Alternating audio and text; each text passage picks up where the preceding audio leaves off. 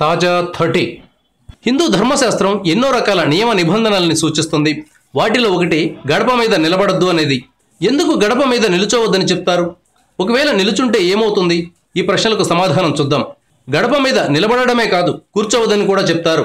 గడప మీద తల గాని కాళ్ళు గాని పెట్టి పడుకోవద్దని చెప్తారు. ఎవరికైనా ఏదైనా ఇవ్వాల్సి వచ్చినప్పుడు గడపకు యువతల నిలబడి ఇవ్వకూడదు, అవతలికి వెళ్ళి ఇవ్వాలి. రామాయణం అంతా ఈ ఒక్క పాయింట్ మీదే నడిచింది కదా. సీత లక్ష్మణుడు గీసిన గీత దాటకుండా భిక్షం వేస్తే తీసుకునేందుకు రావణుడు నిరాకరిస్తాడు. రామాయణ కాలం నుంచే గడప అవతలకు వచ్చి భిక్షం వేయాలనే ఆచారం ఉందన్నమాట.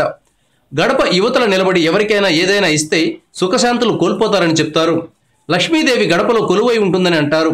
గడప మీద నిలబడడం, కూర్చోవడం, కాళ్ళు పెట్టడం లాంటివి చేస్తే ఆమెను అవమానించినట్టు అవుతుందని చెప్తారు.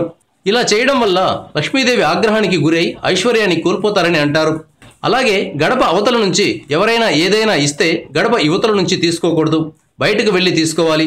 లేదా గడప అవతల ఉన్నవారినే లోపలికి పిలవాలి. గడప ముందరి భాగం ఎప్పుడు శుభ్రంగా ఉంచాలి. మంచి ముగ్గుతో అందంగా ఉండేలా చూసుకోవాలి. అప్పుడే లక్ష్మీదేవి అనుగ్రహం కలుగుతుందని పండితులు చెప్తారు. Thank you viewers. ఈ వీడియో మీకు నచ్చితే లైక్ బటన్ టచ్ చేయండి.